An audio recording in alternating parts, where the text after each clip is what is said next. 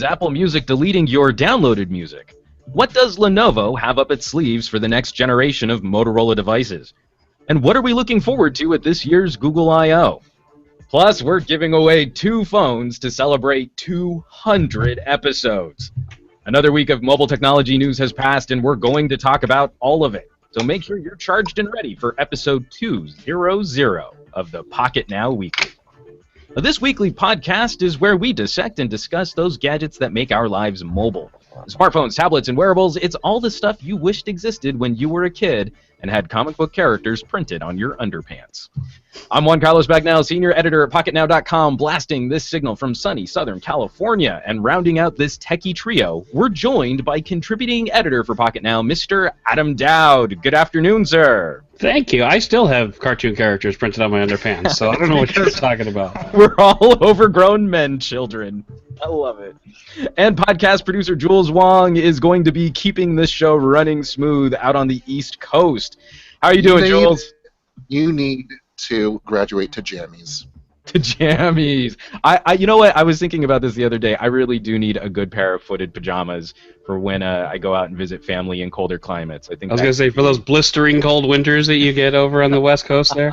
Well, it's like I come from mountain climate and then moved to California, and now my blood's super thin. So I definitely need to invest in more cold gear. I love it. So, folks, the time on the West Coast, the time on the West Coast is 11 a.m., so let's talk some tech. First up, Mr. Doud, joining the podcast is the first time we've gotten to produce this live together. Sure. I would imagine that you've got a lot of really cool gear in your home. I have awesome gear in my home, and it's mostly filled with kid stuff, but I do have some good stuff myself. But so even your kids would ascribe to this sort of collection of toys that we like to talk about here on the Pocketnow Weekly, and it would be a shame if something were to happen to that collection of gear, wouldn't it? They would never stop crying, and neither would I. Never stop. So this week's sponsor actually has a solution which might help you and us and our viewers out, and that's Frontpoint Security.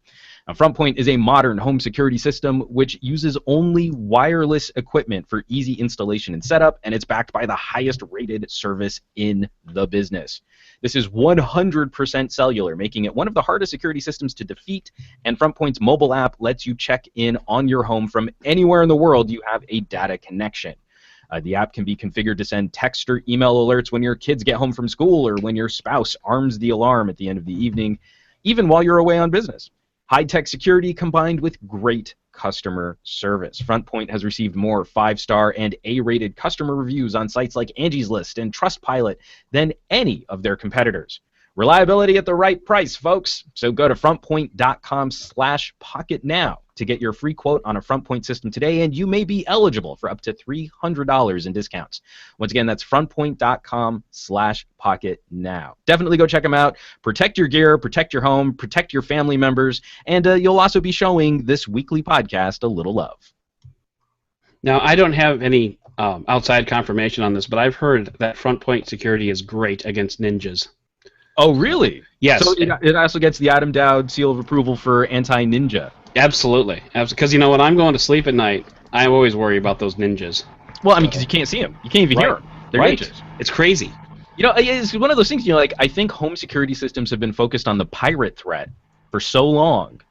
They're just completely leaving out a whole demographic. Leaving out the ninjas. So I'm glad to hear that a company is starting to work towards better ninja security. That's excellent. Absolutely. But will it protect you against the purge? Oh.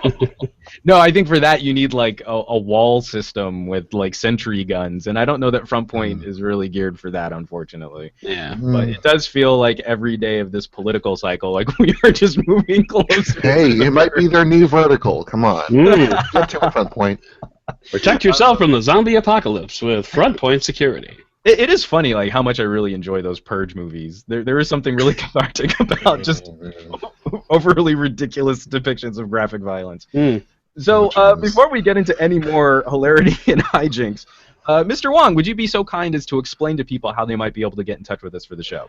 Well, sure. You don't have to beat our mailboxes out of the ground and set fire to them or whatever they do in the purge, you can just contact us at podcast@pocketnow.com. If you want to email us your questions that you haven't been able to get on to our live show, and by the way, you can do that by just going into the Hangouts on Air tab of the YouTube page, and you can just get in, ask a few questions, and just send them our way. We don't have any questions just yet, but if you do happen to be browsing around, taking a look, and liking some of the questions that you read, thumb them up, and hey, send them some love. Send these questions some love. And we already have a first comment in the Q&A from Mr. Kyle Ruggles, a pal of mine. He's saying, loving the hats. I had to go with the pork pie this week.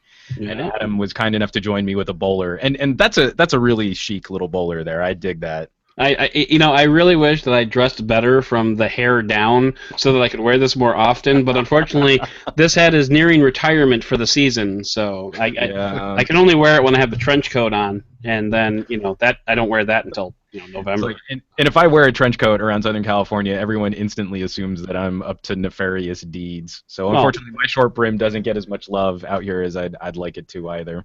But I do love it, so we might have to adopt you into the Hat Trick Club. So I would be very interested in joining said organization, as I am a fan of hats. I'm just a screen, so that's.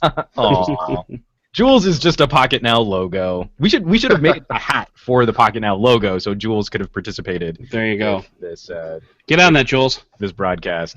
Yeah, you're our Photoshop master. You should have done that. You should have known. And you should have participated. I'm very disappointed, Jules. I'm glad that I didn't put it actually on my resume. I didn't have to put a resume into Pocketnow to get in. Yeah, right. I was like, we're not that discerning. So before we get to the news topics, I have a little housekeeping to do. This is actually kind of a surprise. I didn't put this on the rundown, guys. Sorry about that. We last week during the podcast, we talked about a viewer poll that we had set up on YouTube where we wanted to get your opinions, the audience's opinions, on which smartphone had the best speakers. And so we recorded samples from the HTC 10, the HTC One M9, and then we used the Galaxy S7 as something of a palette cleanser so that you could sort of better hear some of the differences between front-facing speakers, a split high-frequency and low-frequency speaker, and then a more traditional bottom-firing speaker, and the results of that listener survey, that listener poll are in. And taking the top prize with 68% of the viewer vote is the HTC 10. Nice. The HTC 10 walked away with the victory. So, there were a number of people really upset or really concerned, I should say, about HTC's split speaker strategy for the newest version of Boom Sound. But when listening to all of these samples, it would seem that our audience is enjoying this new experiment from HTC. The HTC One M9 took 28% of the vote, and then, funnily enough, 4% of our viewers actually preferred the sound of the Galaxy S7. So even Samsung managed to eke out a little love, even though we kind of put them up there as not necessarily an actual participant or competitor, but more, like I said, as a palate cleanser. But people still seem to dig it. So I want to thank all the people who participated in that survey. I think we racked up something like 40,000 listens on those various speaker tests, and people were really getting into the comments, trying to determine which phone they liked the best. So it was pretty fun territory. I think we're going to try and do a few more of these types of samples. Maybe even try and do some blind, like maybe for camera stuff, like do blind comparisons between a couple different cameras and see what people actually like. We used to do Name That Camera feature where we'd go out and take a bunch of pictures with a smartphone camera and then post the raw images online, and we edited out all the EXIF data so that you couldn't just like go in there and say, oh yeah, well, it's an iPhone. So we used to do that, so we can breathe some life into that concept.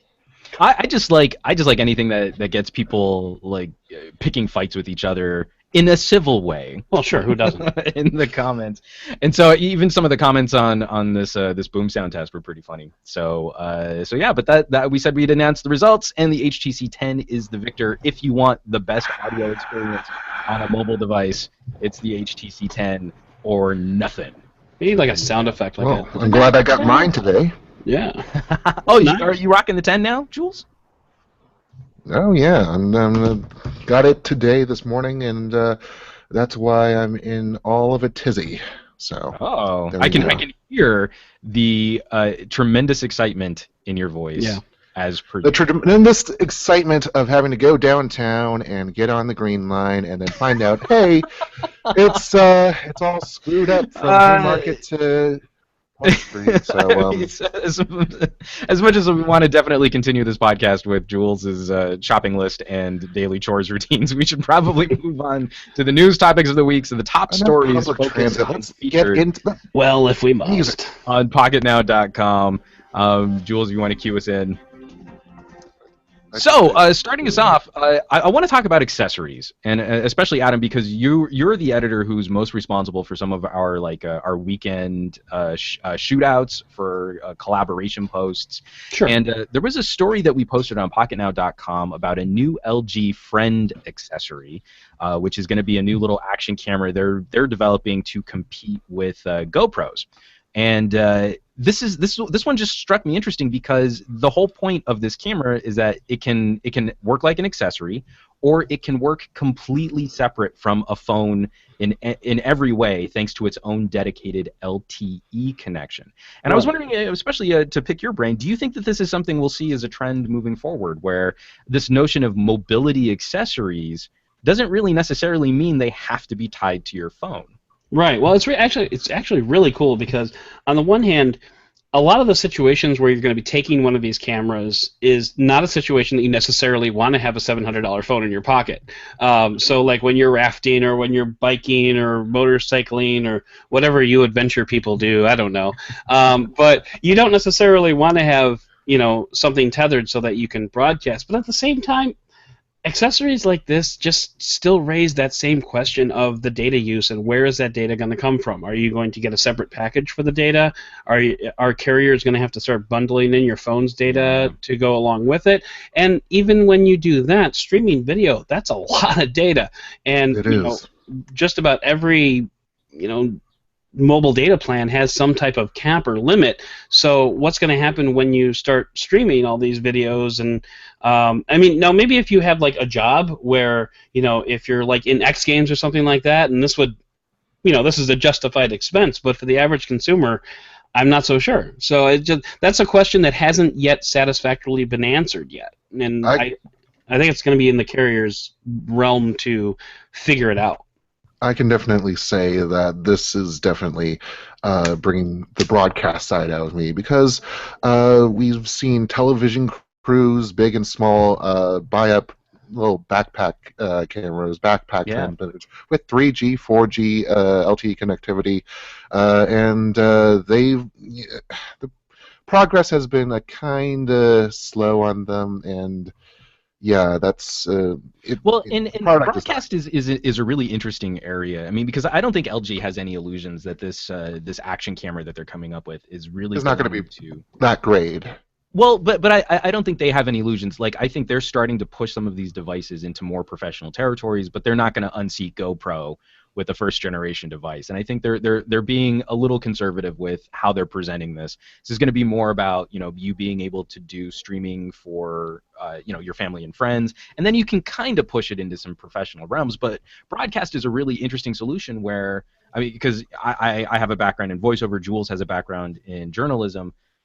When you look at news agencies, they're still utilizing some really older technologies to make those live broadcasts happen in a lot of situations. And it's in mentioning what you were talking about, Adam, we still haven't really seen that technology push where we can count on these services, we can count on the data, we can count on internet connections to provide the same level of streaming, of the fluidity of video and audio. We still have a ways to go. Packet loss becomes a huge problem where when I'm recording voiceover and I want to work with a talent across the country, I'm using ISDN. I'm using phone lines. You talked about that in previous podcasts. Yeah, it's kind of funny. Like, we still haven't found the tech version of that just yet. But I wonder if we start seeing these types of products take off. Like, for example, is there a market for a pair of wireless headphones that have an LTE connection so that you can connect directly to Spotify or Google Music or Apple Music? You don't even have to worry about that being a part of your phone situation. Like you want to go out, you want to do a workout, you've got a smartwatch so that you can send emergency texts or make an emergency phone call, and then you've got headphones that have their own data connection, and we have our own little personal area network, and you don't even need to leave the house with a phone anymore. Is that a possible future where these devices might diversify the landscape, and is that something that consumers are even interested in? I don't know, but you're scaring the crap out of our band manufacturers right now. And I'm happy to do it. I do want to circle back to your point about getting families into this, because the way that I see it, they're using smartphones, however unwieldy it is. They're not. I don't see them getting a proprietary device and then using it, taking it out of the drawer every so often to be able to just stream a little something to grandpa. I mean, come on, Skype, just do that. Yeah, I think it's going to be one of those things where if you're going to buy into it, you're going to buy into the whole ecosystem. You're going to have the camera that can stream itself. You're going to have the headphones that connect to Spotify. You're going to have all this stuff that can just go completely wireless. And it's going to be one of those things where if you're not going to buy just one thing. I get the sense that we're going to be attacking an entire market that just wants to have everything. I won't even buy a hamburger if I can't get Netflix on it. That type of thing. Everything on different devices, on 30 devices. That's what I think is so interesting about this potential future. Because in talking about a family goes out and buys cameras or stuff like that. I've got a couple friends who have gone and invested in things like GoPros, and you see them like the first week they have that GoPro is with them everywhere, and then the second week, then they realize that their life is not nearly as interesting as they thought. Yeah, exactly. And then by the time you get to about a month, it's like maybe they pull it out when they go like to a water park or when they go to the ocean or something like that. But it's very rarely used after that point. And so, do we think that consumers are going to be interested in splitting these services and products up again? Remember when smartphones came out, how many conversations did we geeks have with less tech-savvy individuals? We're like, oh yeah, my phone can do this, and it can check its email, and it can play music, and it can take pretty decent pictures, and it can do all these things.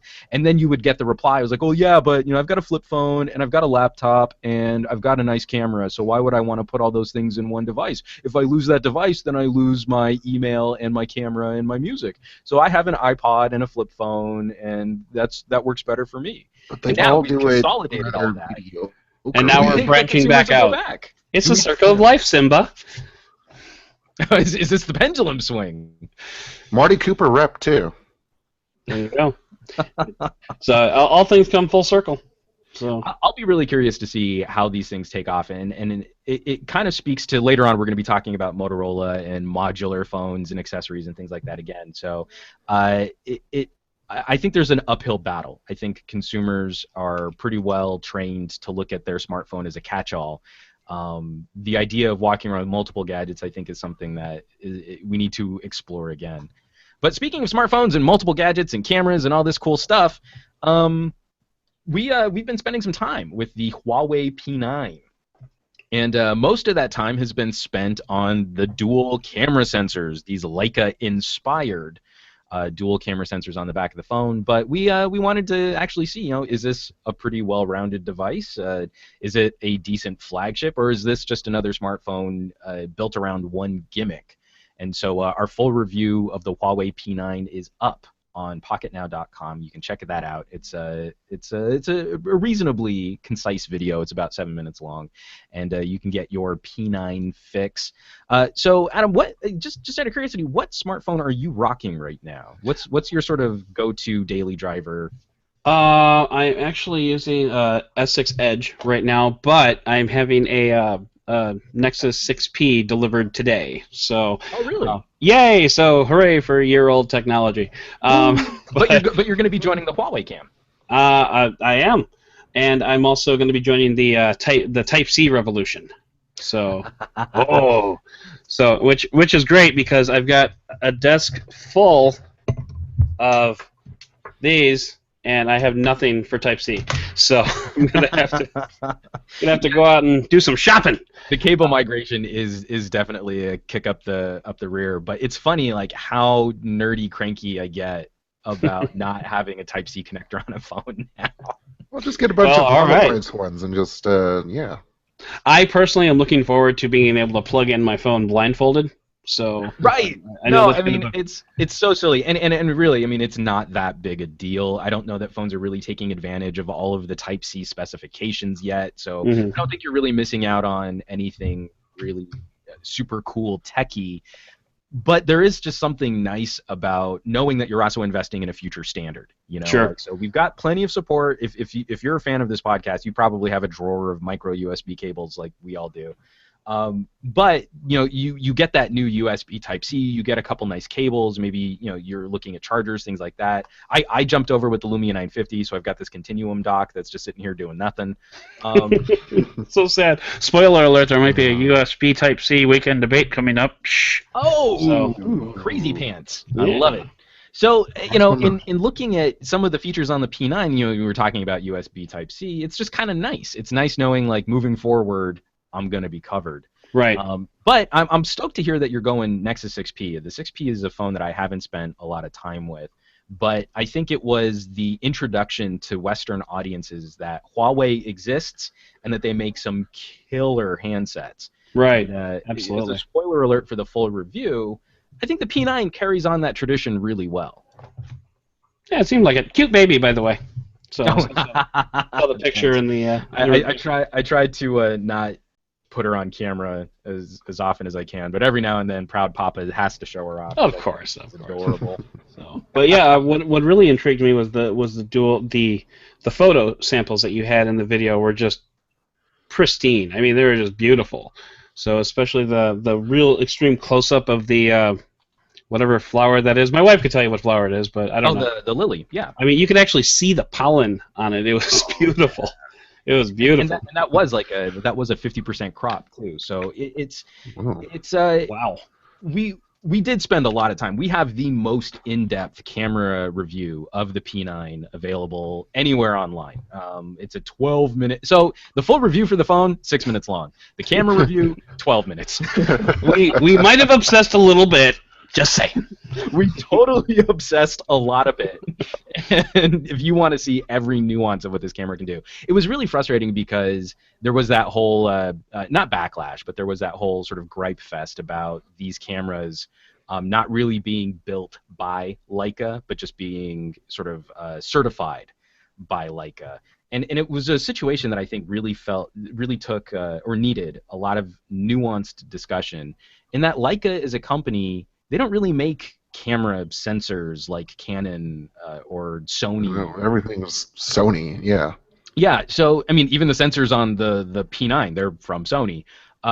So it was a sort of a difficult conversation to sort of help illustrate or help educate because Leica as a company, they're known for their lenses, and then they do a lot of collaboration with companies like Panasonic. So for their own camera bodies, they use Micro Four Thirds Panasonic sensors and then tune the sensors and lenses to Leica standards. And that's kind of what they did with Huawei. And so, you know, there was that initial burst of like, wow, this is going to be really exciting. It's a Leica phone. And then there was that backlash. Oh, it's not really a Leica phone. Leica didn't really make this thing. And then you actually look at the photo output. If you spend some time with this camera, the results you can get from it are stunning. So, or especially for the stills, not so much for the video. But for other performance, I was really surprised to see that the P9 handled gaming really well. This is using a Kirin 955 chipset, which I've never heard of before and I've never encountered before. And that's their own make right there, Kirin. But that's their own what? The high silicone, and I think Huawei has is either a subsidiary, like the high silicone is either a subsidiary or something. Yeah. So that 955, we were doing gaming tests on it, and I mean, for normal sort of navigating the user interface, it's pretty much the same as any other flagship. But we were firing up some pretty intense games, and it was hanging in there really well against phones like the Galaxy S7 and the LG G5 with Qualcomm A20s. So I think maybe happiest of all, outside of Google's purview, you know, that this isn't just a Google designed or a reference design and then Huawei executed that reference design, that this really does seem to be a pretty well-rounded flagship. It should be interesting to see if this is another step towards getting a little more market share in the United States. Yeah, attacking the titans of Samsung and Apple. Well, and sort of acknowledging that for the rest of the world, Huawei is a titan. Number 3, not bad. Yeah. It's hard to complain.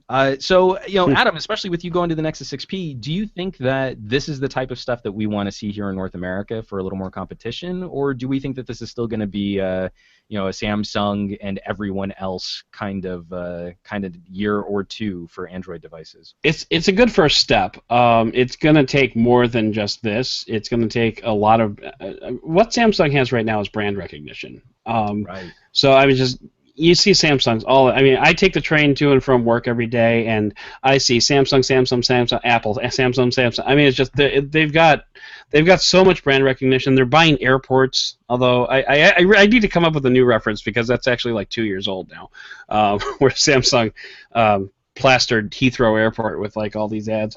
Right. But anyway, but it's just the marketing machine behind Samsung is so incredible that competitors like LG or Huawei are going to need to.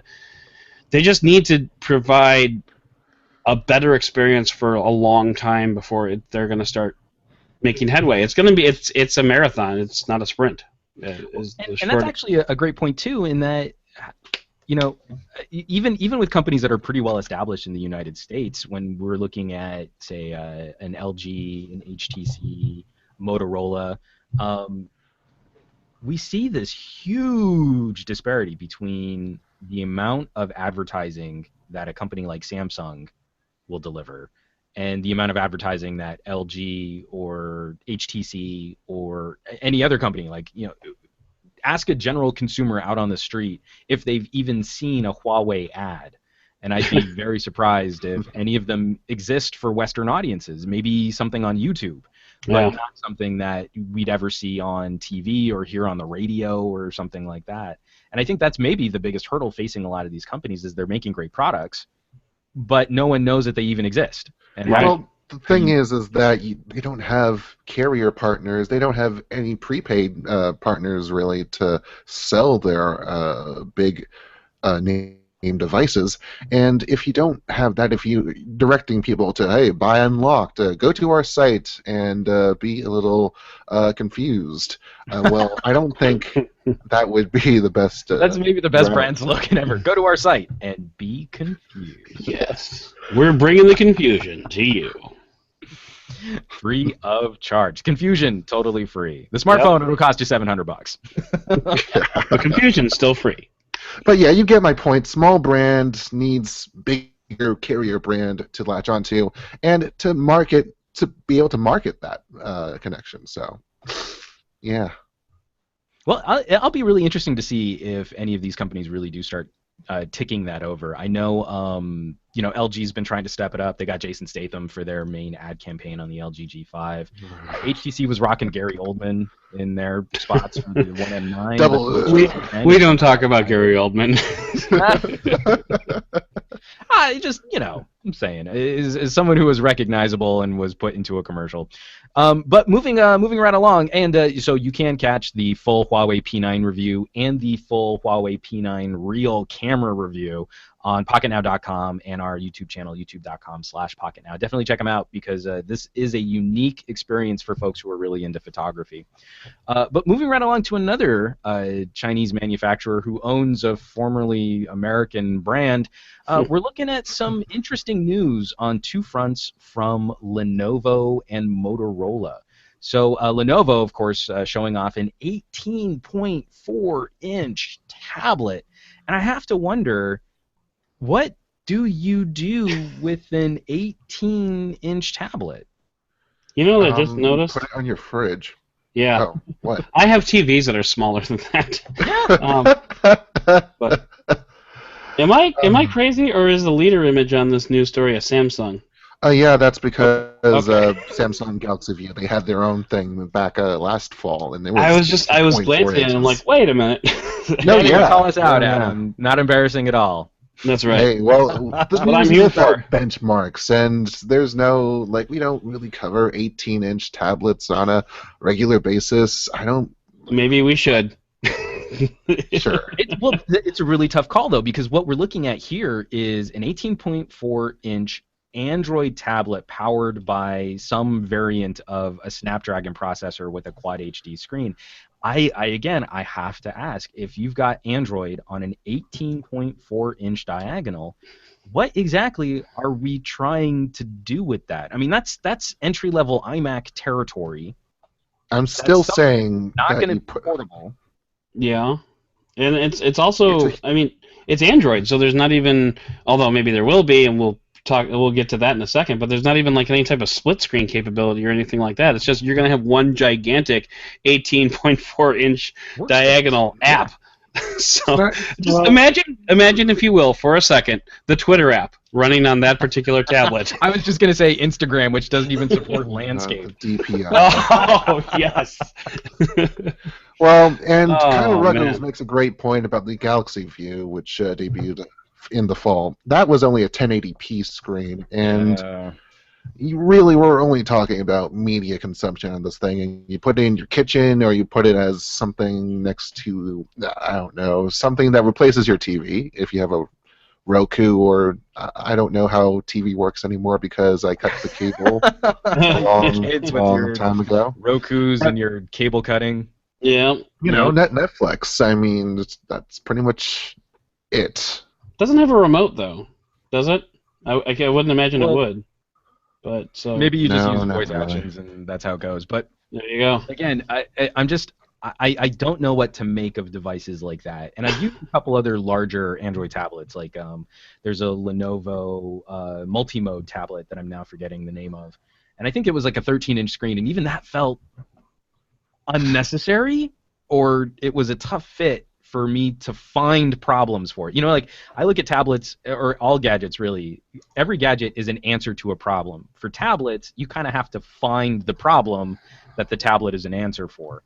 And I was really struggling with that 13-inch tablet to really come up with, who does this tablet work for? Who would benefit from this thing, or who has problems that this thing would solve? So expanding the screen size just seems to me to complicate what deficiencies we see in mobile gear without necessarily bringing any of the problem solving that more dedicated computers might bring to the table. But it's bigger. They're taking it to 11, man. Come on. No, they're taking it to 18.4. Yeah. Oh, well, man. I think that's enough on the Lenovo tablet. I'm sure we'll get more information on that. Hopefully, maybe we'll even get one to review, even though that sort of betrays what we stand for here at Pocket. No, we should talk about this for the whole hour. Come on. That don't fit in our pockets. But moving on to a company that Lenovo owns, who's got some exciting stuff coming up, is Motorola. And Motorola is looking at dropping some bombs with a pair of new phones coming up. Jules, would you mind walking us through some of the developments for what Motorola is set to deliver? Oh, sure. So, Evan Blass just blasted us with a whole bunch of details to a bunch of renders that got leaked out from Hellomoto HK, and if my computer can be nice to me and actually let me show you these renders. So we're talking about a few of these things. Originally, the Hellomoto HK renders also included a Droid Turbo, just a Droid phone that was similarly built as the used to that you see on your screen. And apparently the ones on your screen have different names, have different specs, and are different. So we're talking about the Vertex and the Vector Thin. Vector Thin being the upper end of this whole spiel. And you can think of it as like last year's Moto X Play, or the Moto X style Moto X Pure Edition. So in terms of the Vertex, or this year's Play, we have a full HD screen and the Snapdragon 625. It's overclocked to 2.4 gigahertz as its top clock speed, and that's interesting, I guess, because the Vector Thin has a Quad HD screen and an underclocked Snapdragon 820. So well, that's a choice. I don't know what kind of games Lenovo, Motorola, Well, is. I'm looking at looking at the specs. If we're looking at the Vector Thin, which has the underclocked higher end processor, it also has the smaller battery, and I've never understood why companies like to piecemeal out specs like this. I Well, think it was one of the major advantages that Samsung had with the Note was that it was big enough they could just put everything that was good into the Note. It wasn't like the Galaxy has a 12 megapixel camera. The Galaxy S has a 12 megapixel camera, and the Note has an 8 megapixel camera. But the Note has a faster processor, and the Galaxy has a bigger battery. I don't understand games like that when. I think Motorola was less afraid of that before Lenovo came in and decided this is more fashionable. You should be using metal, and also you should have very thin phones because premium phones are great and big, and this is America. Hello, good. Well, and Yeah. I will say, there is if we're talking about thinness, there is an almost 2 millimeter difference in thickness between these two Motorola devices, and the bigger the Vertex is a 7 millimeter thin device. That's already crazy thin. The Vector Thin is going to be a 5.2 millimeter thick device, and at that point I really have to question, because I've been playing around with this Huawei P9. The P9 is a 7 millimeter thick phone with a 3,000 milliamp hour battery. That's a fine compromise for me. It's one of the thinnest phones you can get, and it still has a standard size battery. Right. Do we really benefit, Adam, from having a 5 millimeter thin phone if it comes at a reduction in battery size? It depends on who you ask. If you ask pretty much anybody who works at or reads Pocketnow, the answer is no. More thickness, more battery is perfect. But I mean, I can't imagine that we're representative of the general populace because they keep making these stupid thin phones with stupid tiny batteries, and it's irritating because they have to have data that backs this up. They wouldn't do it if they didn't have data that backs it up. There are sales numbers for that, I'm sure. So, and there's sales numbers and survey numbers and focus groups, and people just, I don't know what they're thinking. I think that these survey numbers and focus groups are based on having an hour with the phone, not actually having to use it for an entire day. Because the second you have to take out your phone and plug it into a tether, it's just. Well, and I'm sure when we were in those types of situations, if a focus group participant gets a phone for an hour and then they ask a question like, "Oh, what's the battery life?" They're going to get those really marketing speak answers: all day battery life, exactly. As long as you never touch it, as long as you're on Wi-Fi for the entire day. I could use my phone all day. That's pretty great. So yeah, I'll go with the thinner phone. The thinner phone's better. Right. But then in real world situations, I mean, how many people in our circles of friends and family are constantly complaining about, oh, my phone's dead by dinner time, or, oh, I just ran the latest update, now my phone battery dies faster. Right. Not really fully understanding all of the implications for what this number means when we talk about battery capacity. This 3,000 mahs. Yeah. What's a mah? Well, and the manufacturer's answer to that is quick charge. You plug it in for 15 minutes and you get 4 extra hours of life, which is fine as long as you're in a place where you can plug in your phone for 15 minutes with a quick charger, and it's not a good answer. It's never a good answer. It's never going to be a good answer. And other manufacturers are saying, hey, add on some bulk to your phone with our juice pack, and you can throw away all the stuff that you bought. I was really surprised to see Apple deliver their own battery case, because their marketing has always been about the efficiency of the iPhone and how that's the best compromise between size and runtime. Right, but I don't want us to get stuck on this because there's a lot more to this story. Oh, no, I was actually just going to transition over. Yeah, that was going to be my segue. Well, and actually, it's interesting because this is a modular phone, or it's supposed to be a modular phone, and one of the modules that you can get with this is a battery pack.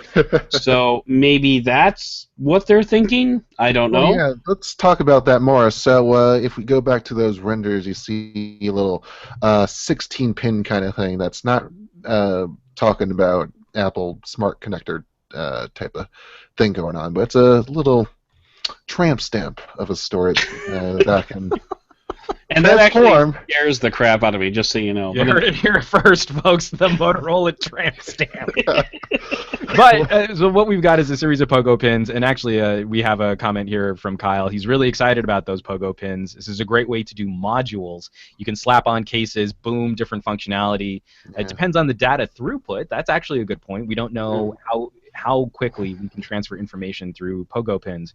But this seems to be maybe a better way to do a modular device than LG's solution.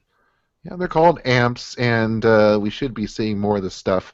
It's part of Project Tango, and Lenovo is about to head on over to, I think, they're going to throw an event June 9th that will show off this Tango, Project Tango fruit. So we're suspecting that the Moto X for this year is also the Project Tango phone. And with that, I don't know, stereo speakers, camera grip, Pico projector, we've heard of a lot of this stuff before in terms of module Well, I mean, we've seen ideas. these accessories in different incarnations. I think what's interesting is the fact that this will become a quick slap magnetic solution to deliver additional features for your phone. And so, like Adam, one of the big questions that we had with the LG G5 was, what does a modular device bring to the table that we couldn't do with USB connectivity? Now, this seems to be a more streamlined implementation of a modular phone, but I still have to ask the same question: does Motorola really have a solution here that we can't achieve through USB Type-C?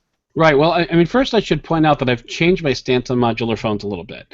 When the LG G5 first came out, I called it a fail because you had to restart the phone in order to add the modules to it. So when you pulled out the, when you go to put in the DAC, you have to pull out the battery, which necessarily turns off the phone. You have to put it back in. You have to reboot the phone. Now, I've softened my stance on that because a modular phone is not designed to necessarily change out parts all the time. I think it's designed to be a way to customize your own phone, and it's going to be the type of thing that someone's going to be like, oh, well, I really like the camera on the LG G5 or the Moto Vector or whatever, but I really wish I had a camera grip. I really wish I could hold it like a camera. And so that's what those friends are for. You're going to go get that camera grip, you're going to pop it on there, you're not going to mind the extra bulk because it's going to give you extra battery, and it's going to give you that camera grip that you want, and then that is your phone. And what this enables LG to do is to mass produce a whole bunch of templates, basically, and let people build their own phone after that. So, which is cool. But at the same time, something like a battery pack, stereo speakers, I get that. You're going to slap that on, you're going to leave it on there, that's going to be your phone, that's going to be your customized phone. But something like a Pico projector, I'm not seeing that. So that's just a little bit on the weird side, not to mention if this is some type of magnetic connection or a case connection a la the Lumia 1020 camera grip, I don't see that as being as attractive as the true modular design which LG is bringing to the table. So I guess that'll be something to see. And also, a lot of people argue that when you have a modular design like LG's, where you're actually taking out the pack and you're sliding it back in and you're restarting the phone so that it can use software designed to work with that modular. You're rebooting for the drivers.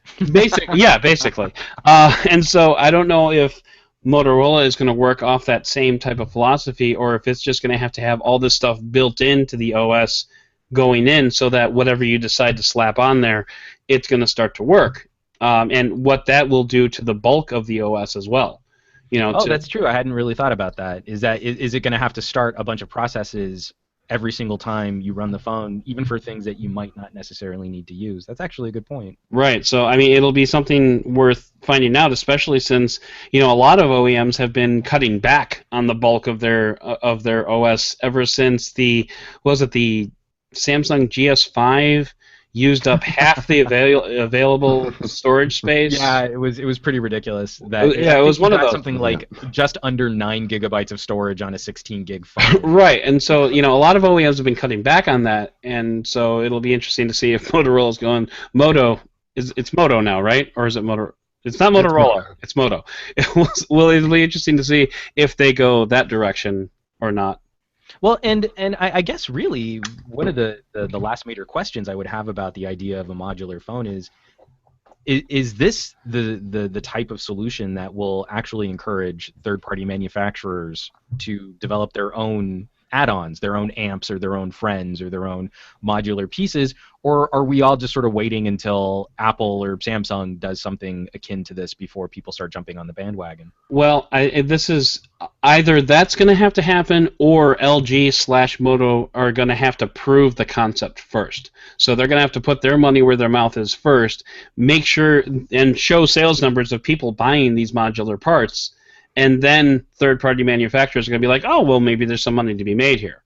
So it's definitely LG and Motorola, and anybody else who's going to build a modular phone has to lead that charge. Once they do that, then other folks will come on board. And in the meantime, Project Ira remains silent. Well, and that's actually another comment that we got in the Q&A from Christopher Miles, who asks, do you think Project Ira will ever come out in any capacity? Will there be a demand by then, or has the hype run out?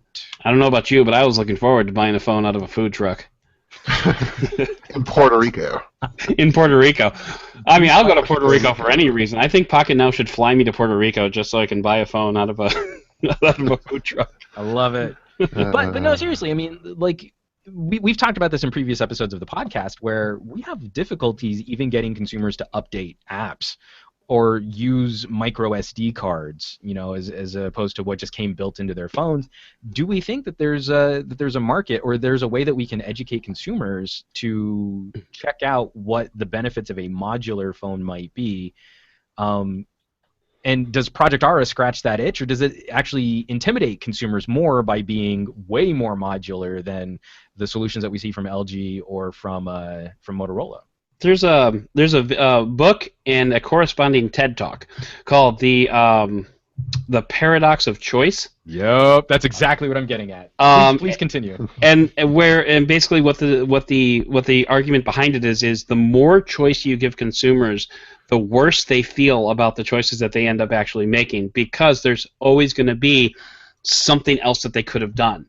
Whereas if you give consumers something in a package, this is kind of the theory that Steve Jobs subscribed to, was, I'm going to give you this phone that you want.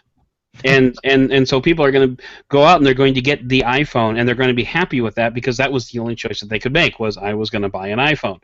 You didn't have to worry about, am I going to get an iPhone SE or an iPhone 6 or an iPhone 6? I'm sorry, 6S or a 6S capacity Plus you want to get, and then what color you want to get. Right, and so it's one of those things where the more choices you give people, the more that they're going to agonize over the choices that they eventually make, because there was always something else that they could have done. So now when we add different screen resolutions, different camera modules, different batteries, different layouts, different any other accessories that you could maybe punch into the back of a phone, doesn't that just really complicate? And then if you do, if say you have Project Aura, and then you have a bunch of companies that are manufacturing like third-party processors for it, you know, so does a consumer have to pick between a Qualcomm 820, an 823, a 650, a 652, a 625? Maybe they get a Kirin, maybe they get an Exynos, maybe they get I'm forgetting every other type Helio. You are already making me cry. Well, yeah, I mean, even for me, I look at that and I go, I don't know. I don't think I want that. The 805 might be okay. Yeah, maybe I can save some money, go with an 808. I don't know. I don't know. I want to get the 810, but I don't need to set fire to my phone. It's like, well, if I lived in a colder climate, I would totally rock the 810 as the perfect hand warmer. Oh, yeah. Well, I said a long time ago, I'm going to get a second Moto 360 so I can use them as hand warmers in the winter. Yeah. I'm still waiting for the Qualcomm Snapdragon 799. There you go. Save that penny. Mm-hmm. But it's one of those. I mean, I think for consumers like us who are going to be educated about damn near every part of the phone, I think we're going to be able to make intelligent choices as to what accessories we should put onto our phone, not accessories, but what components we should put onto our phones, because we're going to know enough to say, well, I really want this great camera, but I can compromise on this, particular screen or screen resolution, and I know I want, this processor, which is going to be just good enough. But if I were to have my wife choose that, it would be awful. The results I mean, would be awful. even for us techies out there, I recently was shopping a new laptop, and I wanted a touchscreen, I wanted a dedicated GPU, and I wanted decent battery life. And the process I went through to finally select what I selected was agonizing. I didn't enjoy it. I really didn't have fun shopping something that was going to be a major part of my workflow, something that I wanted to be able to occasionally play some games on, edit video. I mean, these are really big parts of my work and play day. And the process of shopping a laptop was not fun. So I can already assume, I think one of the things that maybe modular phones are missing out on is the commentary for consumers that if something goes wrong, you can replace a piece. As opposed to you can design the perfect custom phone for you. I think if we start the conversation talking to consumers about picking pieces, they're not going to go with us on this journey. But everyone knows at least a person or has had this happen to themselves where they've shattered a smartphone screen. And so now... What if you could just replace that screen? And it could even be an upgrade. Like maybe you started out with like a 720p screen because that's just where you started, and now you can go to a quad HD screen when you break this one, and you don't have to worry about sending it to some sketchy repair place or trying to schedule an appointment with a genius or something. Like you just do it yourself. That's what Fairphone's been doing in terms of. Sorry, that was Fairphone's a startup from Finland, I believe. Yeah. And they had their own little modular phone where you could just take apart the pieces and order a new one if you needed it to. So there you go. Yes. Safe environment. That's their message. Love it. Love it. So we definitely want to hear from you on this one, folks. We've gotten some fun comments in the Q&A, but who really has the better take on modular devices? Drop us a comment below because I'll be curious to see what your thoughts are. No, excuse me, moving over to another... I was afraid that this conversation was about to delve into how capitalism is the economy of regrets of purchases. If you want to get deeply philosophical... That's a different podcast, brother. That's a different podcast, but you can leave the comment. You probably just won't get a reply. Moving right along to another situation facing our capitalist society, Apple Music. Apple Music might be deleting music from your downloaded collection. And there's a blogger who's been very publicly sort of detailing his trials and tribulations in trying to figure out what went wrong between his Apple Music account and his iTunes account, and how his music seems to have evaporated. And it's been happening to multiple users too. So it's we are not starting just to see more commentary in the Apple support forums. Yeah, and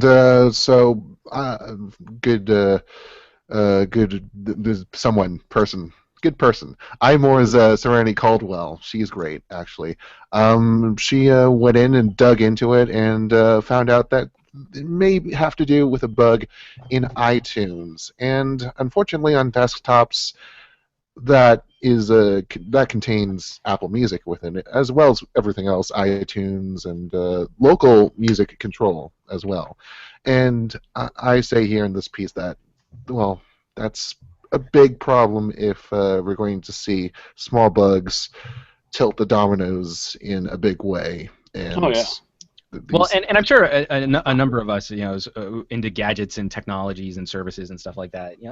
iTunes is sort of a love-hate relationship for a lot of people out there, even general consumers, people who aren't necessarily super into tech. No, it's hate, but anyway.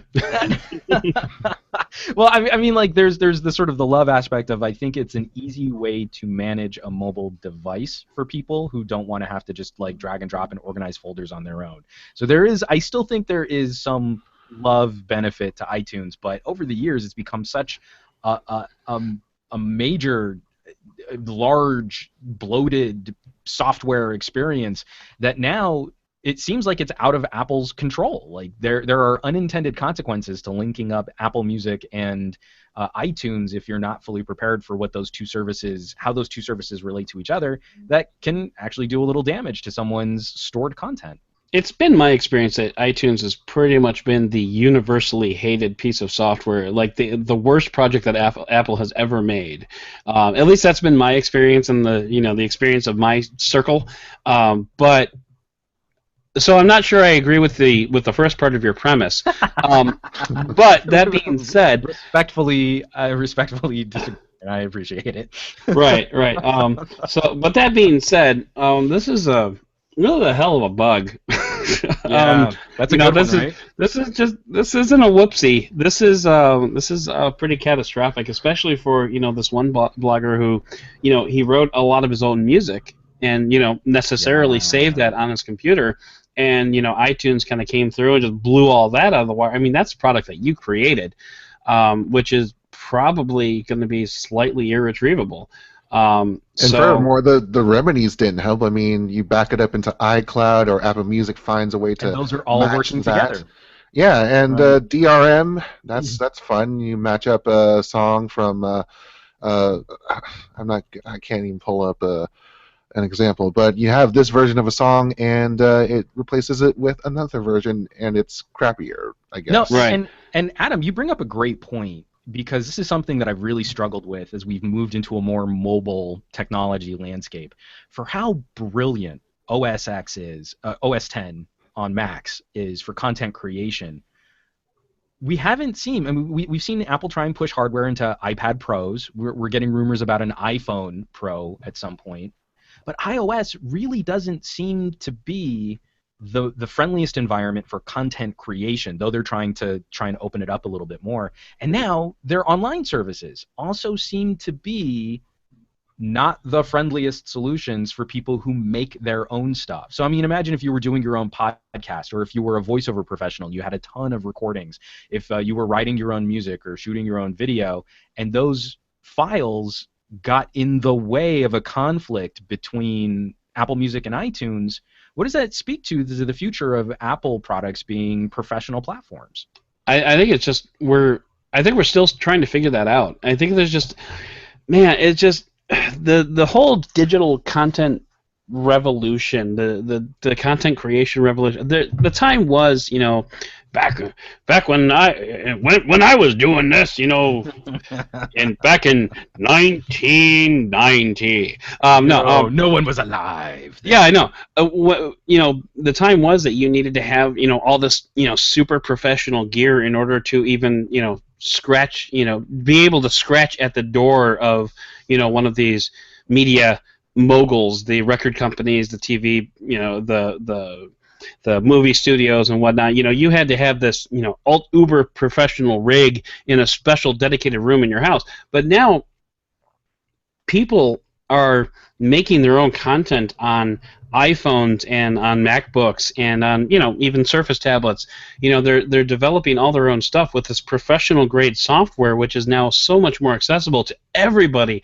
It's led to things like, YouTube, and YouTube artists, and the Amazing Race SoundCloud is entirely YouTubers. I mean, it's incredible. Yeah. And it's just like, but anyway, what I'm going is, I think that, like a lot of things technological, especially recently, the creators have gone a lot faster than the managers. Yeah. And the people that are making the content are way outpacing, the companies that have traditionally platforms, who have traditionally been the gateways, and I think they're becoming obsolete, and I think they hate it. You know what they hate? They hate streaming. They hate streaming. Well, I mean, Weird Al is not making any more albums. Yeah.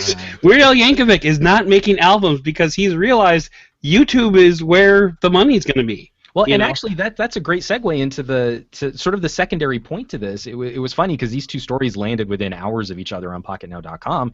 So right. Apple Music is deleting your music because no one's downloading music anymore anyway. We saw there are plenty of people. I mean, we're talking about $3.6 billion worth of revenues in download from the iTunes store back in 2012. However, that's expected to go down to $600 million in 2019. That's 3 years from now. Yeah, that's not good. Yeah, that's really not good. It's been a sinking ship, and people at Apple, according to Digital Music News, have been fretting about this. How should we handle this? How should we handle the record labels? How should we deal with international markets that don't have the infrastructure for proper streaming and all that? There's a whole bunch of weights to this scale. Well, and that it's they funny need balanced. in reading some of the interviews and some of the comments delivered from people around the industry, just how many people have said things like, well, if Steve Jobs were still around, he would have already cut iTunes and just be using Apple Music from here on. He would have just taken an axe to it. And so, And you know what? That might have worked under Jobs. Under and, Jobs, it definitely is not a Tim Cook move, though. No. I find it really curious. We still haven't very well sorted the issues facing like paying artists when we have a system set Still up like sort of Spotify not. and streaming services. And Then again, hasn't it always been? But well, there have always been issues with record labels, but the monetary structure for artists was a lot different before streaming solutions came into play. Even the transition to downloads wasn't quite as devastating to an artist's bottom line as downloads were. But kind of going back to your point, Adam, when this economy changes, when these tools are being utilized, when consumers say, I want to use Spotify, I don't want to download individual files anymore, how best should these manufacturers try and keep pace? Because they've fallen behind. Apple's solution is now starting to generate revenue and is starting to resonate with consumers, and content doesn't move the way it used to. Yeah, well, it's just one of those. They're not going to like the answer to it, which is to say, all right, let's just take DVDs for now. I can buy on Amazon, I can buy a DVD package which comes with a Blu-ray, a DVD, and a digital download of the same movie for roughly the same price as I can buy just the streamed movie. So there's a problem there. Yeah. And I think what it boils down to is I think the monetization of content has to come from the content itself, not necessarily the media on which you're delivering it. Yeah. So companies like Spotify and Apple Music are going to have to buy the rights to stream this particular content from this artist or whatever. And how they're going to make money from that, how the artists are going to make money from that, I don't know. So I don't work at a record studio. It's not really my problem. But what I'm looking for, and this comes from pretty much any type of broadcast content, whether it's music, whether it's TV, whether it's sports, is if I own the rights to watch Captain America: Civil War, I want to be able to watch that whether I'm on my phone, on my computer, on my TV, on my friend's TV. I want to basically buy the rights to watch the movie regardless of where I am or what I'm doing. And that goes for broadcast TV, that goes for Netflix, that goes for, sporting events. Don't even get me started on blackouts when it comes to sports, because, man, I will take over this podcast. I'm in Dodgers territory, and it's supremely frustrating that there are only a select cable packages that we can watch. It's not even like we can watch Dodgers games, home games anymore. Anyway, the point is that what distributors need to figure out is how we're going to build a model around which somebody washing their hands? How people are going to build a model around which artists are going to get compensated for their content and how they're going to be able to distribute that content on whatever platform that people happen to be on. And I think right now there's just so many options for buying content, whether you're on a radio, whether you're on a phone, whether you're on a tablet. I think that the enormity of the task is just so daunting that that a lot of distributors are going back into their dark holes and saying, no, this is my territory. There's definitely a situation of these outlets, anyone in charge of distribution sort of burying their head in the sand, and we still haven't learned the lessons from other industries. So music has been in a state of flux since Napster came out. Feature films have been trying to figure out how to not replicate those mistakes by replicating those mistakes, and then even the book industry. So even circling back to your point about the content, it's not the delivery mechanism. We still have people that feel like, well, a book is actually printed paper, so that should cost more than an ebook. Right. When really the costs associated with both of those devices are not really any different. I mean, what goes into producing a book, the costs that go into producing a book, are about the same for an ebook as they are for mashed wood pulp. Right. So it shouldn't matter if you get a Blu-ray, a DVD, and a digital download. That's really just you can watch the movie anywhere you want to watch it. You're paying for the movie, you don't care where it is you can view it. So if it's the same price as the digital download, as long as you can watch the digital download on any screen you want, you paid for the movie. It should kind of still be the same. Right, and then we get into dirtier areas like proprietary streaming, where you can watch this digital movie, but you have to watch it on our platform. Yeah. Where you don't have. Thankfully, that's kind of going away. It's now just, do you have the Google Play platform or the iTunes movie platform? Yeah, not so much. But I mean, there's just and the problem is that everybody wants their platform to be the ubiquitous one. So there's an XKCD comic where they're talking about. There are 14 different standards. There are 14 different standards. We need to build a standard, and then like a day later, there are now 15 different standards. I reference that comic at least once a week. I love that. But I mean, comic. like in terms of progress, when Disney comes out and says, if you buy a movie through the Disney portal, you also can download it through iTunes, or you can download it through Google Play. I mean, we're seeing progress. We're seeing it's not like there's definitely forward motion. It's just not as fast as the content creators are moving forward. So, in speaking of movies and content consumption and different devices coming up, we're getting some news from Google, what they might have up their sleeves for virtual reality. Well, and it looks like we're gonna be stepping away from Google Cardboard, or not stepping away. I think Google Cardboard's always going to exist. Right. But we're gonna be looking at a standalone Google Android VR player, and it looks like we might actually get some hardware associated with that. Yeah, and it's interesting because it's kind of like one of those what kept you type of because Samsung's been kind of leading the charge in this type of VR. I don't want to say that because that's not but correct, I mean, I think they were one of the first like major nice consumer experiences was Gear VR. Yeah, and I think they were the ones that were trying to make it accessible earliest. I mean, aside from Google Cardboard, which is an interesting but not all that great experience, to be honest. But I like it. It's really cool because it's another notch in the belt of the VR world. Once Google gets on board, really the only major holdout at that point is going to be Apple. Because I mean, Google is obviously one big kind of holdout from that. They have Google Cardboard, which is okay, but if they can start, really making a solid push into VR, I think that's going to be another legitimizing. And we've seen some little hints and some rumors that Apple might be cooking up something VR too. I guess I'm just curious, Google's in one of those interesting situations where they don't want to piss off partners, right? So you have a Nexus phone, but they still try and make sure that manufacturers that work with Android devices are really the ones that are showcasing the highest end phones.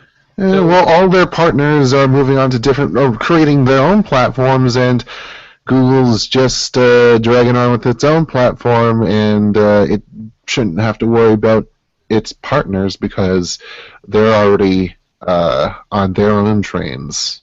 Well, but that's kind of the point that I'm trying to make is Google bringing hardware to the table. We're seeing sort of a renewed interest in VR in general. The HTC definitely blown up some news feeds with the Vive, the Oculus, and then we also have some outliers like Microsoft working with augmented reality on HoloLens. While we also know that Google is pushing forward on Project Tango, which should actually help benefit things like augmented reality too. Do we think that we're going to see some confluence or some joining of different hardware platforms? Do we think this is still going to be walled gardens of different hardware subsets? Or do we think that Google is going to have a solution that blows us all away and maybe we won't be talking about the HTC Vive in 6 months? I think one of the worst things that could happen to VR would be to have this type of compartmentalized. You can go the Vive route or the Oculus route or the other, or the Samsung route, or if we have, if we have 14 and 15 different standards, then I think PC all over again. Yeah, I think it's going to be worse though because you're going to have all these different experiences. I mean, a PC, back in the day, at the end of the day, it was a relatively similar experience, but I mean, with things like the Vive where you have to, set up a dedicated entire room. And by the way, I'd like to send kudos to Jaime for coming up with the tripod method of setting up those boxes. Right. That was genius, because at CES we saw, they were literally bolted to the walls, and I'm just like, oh hell no. But tripod. Well done, Jaime. I wouldn't have thought of that. I'm a little bit embarrassed by that. But anyway. You've got that method, and you've got the HoloLens methodology, where it's just augmented reality rather than true virtual reality. I don't want to see this thing fragment out into so many different things that nobody cares about any of them. Well, and again, I think we run into some of those same issues. A problem of choices, and what do consumers actually spend their money on, because we're having to weigh these against also future consoles. PlayStation is going to be introducing sort of updated PlayStations and Xbox and Microsoft with Xboxes, so that we can have 4K gaming and better virtual reality capabilities for consoles. And all of these things start to weigh heavily on the decision-making parts of consumers' brains in a way that I don't think is going to be necessarily beneficial to the market. But aside from VR, we're also going to be covering Google I/O 2016 soon, and I was curious. Well, that's part of it. That's the VR is part of it, and so is Android N. Yeah, I mean, to be honest, I'm actually a lot more excited about Google I/O in general than I am specifically about Google VR. Well, I was going to throw it to you so that we could hear what specifically you were going to be most excited about. Well, Google I/O actually over the last few years has introduced some really cool things into Android. Whether Google Now on Tap was one, and this year we're hopefully going to get split screen support. So it's one of those things that I'm actually looking more forward to what is going to come to Android rather than necessarily what's going to come to VR, because at this point I'm not completely sold on VR. I get why people like it, but I'm actually just a lot more interested in my day-to-day phone experience rather than something that I might do on the weekends if I can manage to get the kids out of the house. So I'm actually looking a lot more forward to Android updates than I am to VR, and they've got these Google Play Awards which are coming up, which. I'm curious to see how those are delivered. When we're talking about like the best apps in a certain category and developer awards and things like that, it's hard to rank that content on the best of days. And who's going to do the red carpet show? That's really all I want to know. You're asking developers what they're wearing. Who are you wearing? Nike? Skechers. Adidas. It's really comfortable. But no, I mean, so like definitely when we're looking at Android stuff, I think a lot of us are looking forward to native split screening of apps, especially if you've got Android tablets lying around. Hopefully they get updated to Android N. It's definitely been one area, especially after using the iPad Pro. It's nice. It's nice being able to put two things on one screen at the same time. Not to mention, if you have that big of a screen, like, 18.4 inches, then you should be able to really utilize that. Now, what I think is interesting, and not to circle all the way back to VR again, though, but there's a lot of gaming news that we might be seeing in terms of developers, APIs, the Vulkan APIs that are going to be supported on future builds of Android, and then also game streaming looks like it's going to be a popular topic, and YouTube is going to be presenting at Google I/O for some of their streaming solutions too. So this is all kind of coming back around. Consumers seem to want to be able to share information, share experiences. We've got, LTE-enabled cameras. We'll have Android with better support for YouTube streaming, and then on top of that, we've got better support for gaming, or trying to get developers on for better gaming solutions on Android devices. Do we think that this might all kind of come around? Like, does this mean the death of consoles when a family can invest in an Android tablet, use that with a VR solution, hook that up to a TV for gaming, and then stream and share with wireless accessories? Well, 2 syllables, ooh, yeah. And that didn't really work out for them.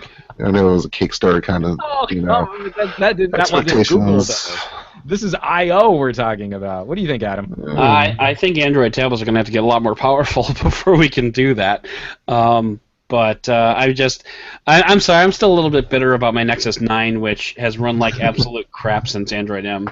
That's true. So, I gave up on little mini tablets after the 2012 Nexus 7. Well, yeah, that was a solid tablet, and there's one of those lost in my house somewhere, which is a really stupid problem to have. But anyway, I'm not much of a gamer, so it's kind of hard for me to comment on this intelligently, but I've never let that stop me before. So, it goes back, circling even further back to the whole content versus delivery method, of the streaming talk. Are people still going to be buying games on discs, or are we just going to be downloading them from the cloud, or are we going to be streaming them from the cloud? Are we going to want to buy game A, and just play that, or are we going to want to have a choice of 1,000 different games that we can play for $30 a month? I don't know. I definitely think that's if from what I understand, that's a way that the industry is trending towards the streaming model, because people want the Netflix of games. Basically, they don't want to buy season 1 of CSI. They want to be able to stream all of the seasons of CSI. Right. So it makes sense that's the direction that they would be going. So it makes sense that Android would want to get on board that train, preferably early. So let's see what they have to say. Yeah, I will definitely be covering Google I/O 2016 on Pocketnow.com, so be on the lookout for our coverage there. I think the gaming conversation is going to be a very important one to watch. So we still have a lot of questions on things like, so say you've got a killer Steam library. What happens if you die? Can you pass that on to somebody? Does that just evaporate? Or what happens if, heaven forbid, Steam were to close its doors one day? What happens to all of that content that you had linked up with your Steam account? We have some questions that need answering when it comes to how we handle content on our mobile devices as well. Maybe Apple will just delete it all for you, so you don't even have to worry about it. It's a feature. Yeah, it'll be great. If I have a standalone version of Spelunky, I'm fine. I love it. So we have I just want to blitz through some of the Q&As because we have to talk about a phone contest, which is, I'm sure, what people are still hanging around. Yeah. For. Yeah. When talking about modular phones, Eric L. in the Q&A brings up an interesting point. The more you can customize, the worse the resale value. Now, think of a custom Moto X. People leave their phone cases on for a higher resale value. Do you think that might affect phone sales, or is the idea of a modular phone being that you probably wouldn't ever sell it because you can just swap out parts? I think you have a good point, except for if you're going to be selling your phone, you're going to be selling the base unit. You're not going to be selling necessarily the modular pieces to it. Or at least that's where most of the interest is going to be, I think. So if you get a Moto, a Moto Vertex with three. God, I can talk. Really, I can. I promise you. If you get a Moto Vertex with the stereo speakers, you're probably going to be selling the Vertex more than the speakers, and you would hope the speakers will be an add-on. You would hope that those speakers work with the future device.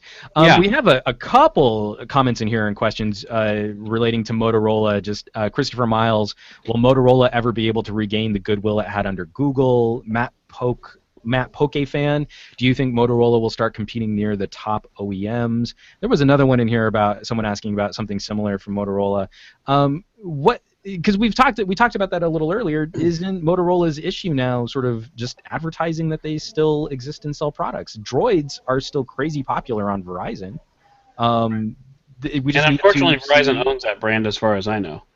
Well, and isn't it really just a situation where we need to see consumers exposed to more Motorola products across the landscape, not just the carrier partner deals? Yeah, absolutely. And I wanted a Droid Turbo 2, the indestructible phone that they came out with. I wanted one of those, but it's on Verizon. That's Turbo 2? I think it was a Turbo 2. Anyway, I wanted one of those, but it was, Motorola still has a tendency to get locked into carrier exclusivity from time to time, which is unfortunate because I'm an AT&T customer. So I would like to have that phone, but alas, I couldn't. because I drop my phone all the time, and I have two small children that drop my phone all the time. So I would love to have an indestructible phone, but I don't know. It's just, yeah.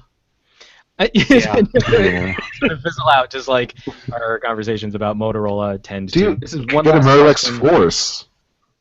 What's that? Dude, get a Moto X Force. Got that GSM capabilities. Wow.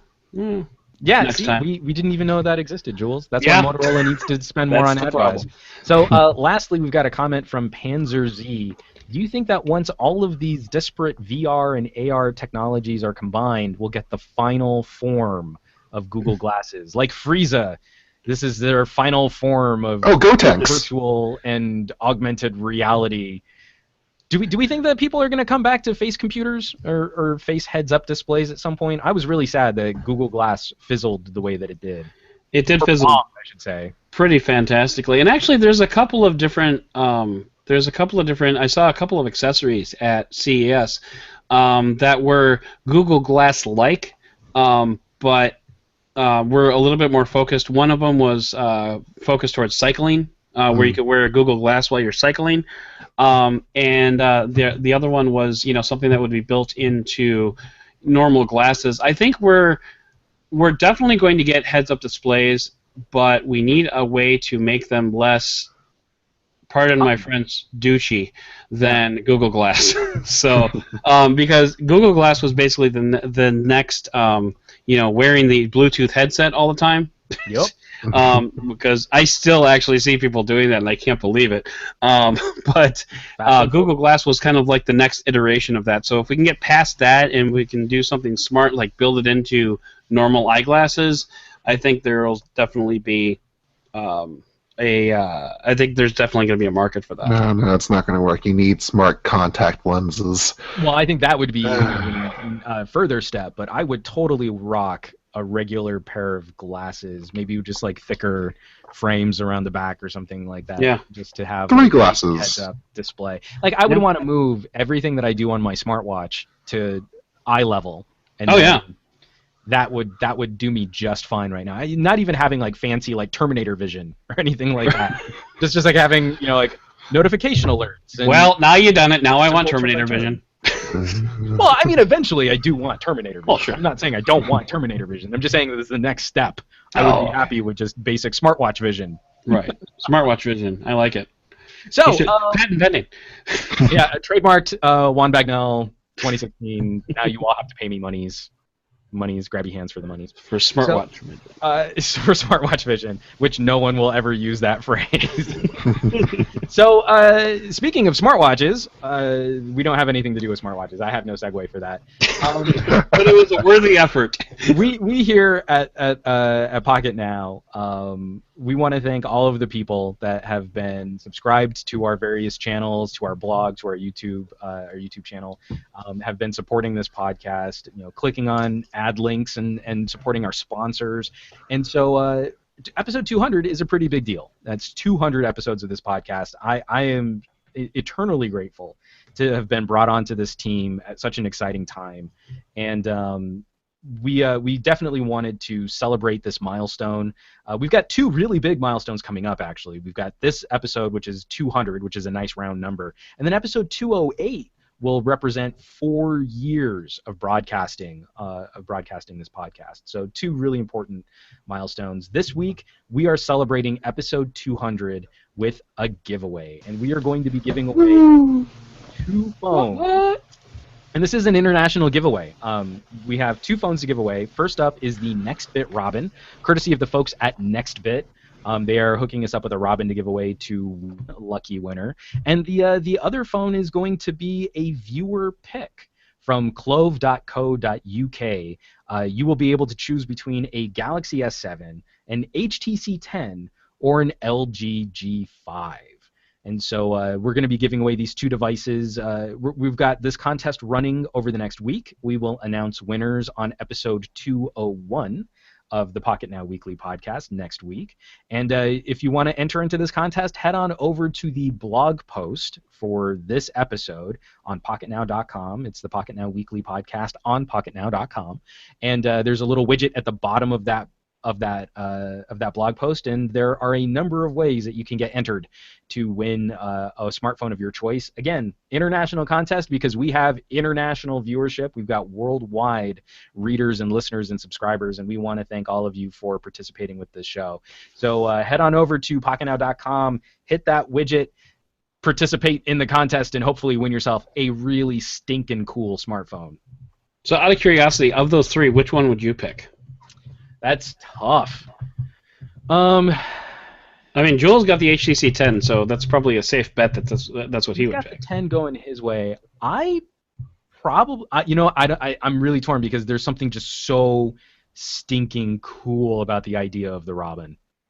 Okay. Especially after having watched Michael's review on it, like I really want to play with that and see how it works. But being the camera and audio snob that I am, I would probably side with the HTC 10.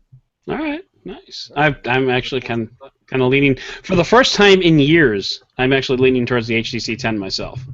So there's just something really interesting, and also I think there's just something really exciting about this being sort of a back to basics year for HTC, right. Nailing on all of the things that we know they can do well, having a competitive processor so the phone runs fluidly without being a space heater, and finally delivering on a respectable camera, which is something that they've been hurting for the last couple of years. It's just something really fun about bringing all of those points together. Nice. For a device that also is a little unique. It's not like the same thing that everyone else is going to be rocking. So on that note, I think we should wrap this show up. What do you guys think? I think so too. I just realized I was playing the theme over my channel. Well, you were just ahead of the curve. Cue us on out, Jules. Let's wrap this up. All right, whatever. I like Jules when he gets all surly. So, folks, another episode of the Pocketnow Weekly has ended. That's really loud, Jules. Editing. I love it. And that's why we call it the high-quality version. I love it. So this show is over, but the conversation continues on Twitter, where you can find Adam at Dead Technology. Jules Wang is at Point Jules, and I'm humbly at Some Gadget Guy. Pocketnow is around the web on Twitter, Instagram, Facebook, Google+, YouTube, and our home site, pocketnow.com. We're basically everywhere. Shows like this can't exist without your support. Sharing the weekly with your friends who love mobile technology, and by dropping some reviews on iTunes, Stitcher, Google Play, and wherever podcast reviews can be left. And if you're watching this on the YouTubes, hit that thumbs up button for a little extra positive reinforcement. You can write to us directly for a chance to have your questions answered live on the air using the email podcast@pocketnow.com. And once again, we want to thank this week's sponsors, Frontpoint Security, NextFit, and Clove.co.uk, Clove Technology, for supporting our 200th episode. Hit that blog post, try and win yourself some prizes. They're helping us keep the lights on, but ultimately there would not be a show if it weren't for our listeners and subscribers who have kept us on the air since 2012. The Pocketnow Weekly will be back next week with all kinds of delicious technology goodness, so make sure you tune back in. Shout out to our homeboy, Yadu Huseman. All right. And I just wanted to let you know that I am actually really excited about this podcast, and not the fact that the Cubs just won ahead 3-0 against the Pirates.